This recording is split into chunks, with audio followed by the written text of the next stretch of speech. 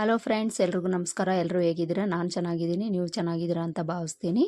ಈ ವಿಡಿಯೋದಲ್ಲಿ ನಾನು ನಿಮಗೆ ಬ್ಯಾಕ್ ಪಾರ್ಟಲ್ಲಿ ಡಾಟ್ಸನ್ನು ಹಿಡಿದು ಸೊಂಟದ ಪಟ್ಟಿನ ಯಾವ ರೀತಿ ಸ್ಟಿಚ್ ಮಾಡ್ಕೊಳ್ಬೇಕು ಅಂತ ತೋರಿಸ್ತೀನಿ. ಮೊದಲಿಗೆ ನಾವಿಲ್ಲಿ ಬ್ಯಾಕ್ ಪಾರ್ಟಲ್ಲಿ ಲೈನಿಂಗು ಮೇನ್ ಫ್ಯಾಬ್ರಿಕನ್ನು ಅಟ್ಯಾಚ್ ಮಾಡಿಕೊಂಡು ಈ ರೀತಿ ಡಾಟ್ಸನ್ನು ಸ್ಟಿಚ್ ಮಾಡ್ಕೊಳ್ಬೇಕು. ಡಾಟ್ಸನ್ನು ನಾವು 1/2 ಇಂಚ್ ಮಾರ್ಜಿನ್ ಇಟ್ಟಿರ್ತೀವಲ್ಲ, 1/2 ಇಂಚ್ ಮಾರ್ಜಿನ್ಗೆ ಈ ರೀತಿ ಫೋಲ್ಡ್ ಮಾಡಿಕೊಂಡು ಸ್ಟಾರ್ಟಿಂಗು ಎಂಡಲ್ಲಿ ರಫ್ ಹೊಡೆದು ಸ್ಟಿಚ್ ಮಾಡ್ಕೊಳ್ಬೇಕು. 2 ಡಾಟ್ಸನ್ನು ಇದೇ ಥರ ನಾವು 1/2 ಇಂಚ್ ಮಾರ್ಜಿನ್ ಇಟ್ಕೊಂಡು ಸ್ಟಾರ್ಟಿಂಗು ಎಂಡಲ್ಲಿ ರಫ್ ಹೊಡೆದು ಸ್ಟಿಚ್ ಮಾಡ್ಕೊಳ್ಬೇಕು. ಸ್ಟಿಚ್ ಮಾಡಿಕೊಂಡು ಈಗ ಸೊಂಟದ ಪಟ್ಟಿನ ಸ್ಟಿಚ್ ಮಾಡ್ಕೊಳ್ಬೇಕು. ಸೊಂಟದ ಪಟ್ಟಿಗೆ ನಾನಿಲ್ಲಿ ಒಂದು ಕಡೆ ಎಡ್ಜು ಫಿನಿಶಿಂಗ್ ಬಂದಿರೋ ಕ್ಲಾತನ್ನು ತೊಗೊಂಡಿದ್ದೀನಿ. ಈ ಥರ ಫಿನಿಶಿಂಗ್ ಬಂದಿರೋ ಕ್ಲಾತ್ ತೊಗೊಂಡಿದ್ದೀವಿ ಅಂದರೆ ಸೊಂಟದ ಪಟ್ಟಿ ಅನ್ನೋದು ನಮಗೆ ದಪ್ಪ ಬರದೆ ನೀಟಾಗಿ ಫಿನಿಶಿಂಗ್ ಬರುತ್ತೆ. ಅದಕ್ಕೋಸ್ಕರ ನಾನು ಈ ಥರ ಕ್ಲಾತನ್ನು ತೊಗೊಂಡಿದ್ದೀನಿ. ಈ ಪಟ್ಟಿಯನ್ನು ಬ್ಲೌಸ್ ಸೀದಾ ಸೈಡ್ ಮೇಲೆ ಬರೋ ಥರ ಇಟ್ಕೊಂಡು ಈ ಕಡೆ ಎಡ್ಜಲ್ಲಿ ಈ ಥರ ಇಟ್ಕೊಂಡು 1/2 ಇಂಚ್ ಮಾರ್ಜಿನ್ ಇಟ್ಕೊಂಡು ಸ್ಟಿಚ್ ಮಾಡ್ಕೊಳ್ಬೇಕು. ಈ ಡಾಟ್ಸ್ ಸ್ಟಿಚ್ ಮಾಡ್ಕೊಂಡಿರೋ ಥರ ಸಣ್ಣದಾಗಿ ಒಂದು ಫ್ರಿಲ್ಲನ್ನು ಇಟ್ಟು ನಾವು ಸ್ಟಿಚ್ ಮಾಡ್ಕೊಳ್ಬೇಕು. ಈ ಫ್ರಿಲ್ ಇಡೋದ್ರಿಂದ ಬ್ಯಾಕ್ ಸೈಡ್ ನಾವು ಫೋಲ್ಡ್ ಮಾಡ್ಕೊಂಡಾಗ ಫಿನಿಶಿಂಗ್ ನೀಟಾಗಿ ಬರುತ್ತೆ. ಯಾವುದೇ ಬ್ಲೌಸಲ್ಲಾದರೂ 2 ಡಾಟ್ ಹತ್ರ ಈ ಥರ ಸಣ್ಣದಾಗಿ ಒಂದು ಫ್ರಿಲ್ಲನ್ನು ಇಟ್ಟು ಸ್ಟಿಚ್ ಮಾಡ್ಕೊಳ್ಳಿ.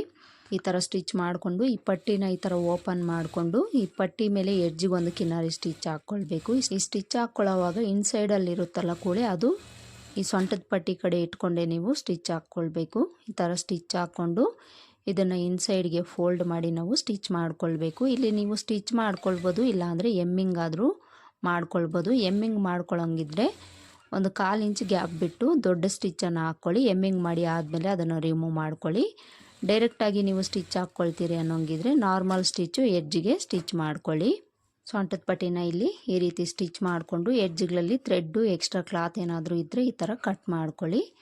ಇಲ್ಲಿ ನಾವು ಡಾಟ್ಸನ್ನು ಇಟ್ಟು ಸೊಂಟದ ಪಟ್ಟಿನ ಸ್ಟಿಚ್ ಮಾಡ್ಕೊಂಡಾಯಿತು. ಈಗ ಇದಕ್ಕೆ ನಾವು ಶೋಲ್ಡರ್ ಜಾಯಿಂಟ್ ಮಾಡ್ಕೊಳ್ಬೇಕು.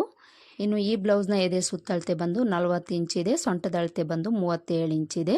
ಈ ಬ್ಲೌಸ್ನ ನಾವು ಯಾವ ರೀತಿ ಪರ್ಫೆಕ್ಟಾಗಿ ಕಟ್ ಮಾಡಿಕೊಂಡು ಸ್ಟಿಚ್ ಮಾಡ್ಕೊಳ್ಬೇಕು ಅಂತ ಆಲ್ರೆಡಿ ನಾನು ಲಾಂಗ್ ವಿಡಿಯೋನ ಮಾಡಿ ಪೋಸ್ಟ್ ಮಾಡಿದ್ದೀನಿ.